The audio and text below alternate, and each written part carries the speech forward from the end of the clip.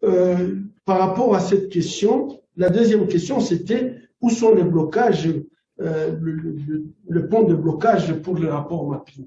Il est clair que lorsque le gouvernement congolais ne demande pas, ne font pas ces démarches pour demander à ce que ces rapports mapping soient examinés par les Nations Unies, on peut comprendre une certaine hésitation de la part, par exemple, du Conseil de sécurité pour se saisir de cette question, alors que les pays ne demandent pas. Mais je crois qu'un pays comme la France, un pays de la liberté, un pays des droits de l'homme comme la France, lorsque le pays ne veut pas ou ne peut pas, un pays comme la France pouvait prendre l'initiative, puisque lorsqu'il y a des abus ou lorsque on commet des crimes contre l'humanité, ça nous concerne tous. Et donc, on ne peut pas laisser des dictateurs, par exemple, commettre des crimes, puisque c'est leur pays. Ça ne peut pas marcher. Je crois qu'à un moment, il faudrait que les hommes libres puissent tout simplement pouvoir dire « ce n'est pas acceptable ».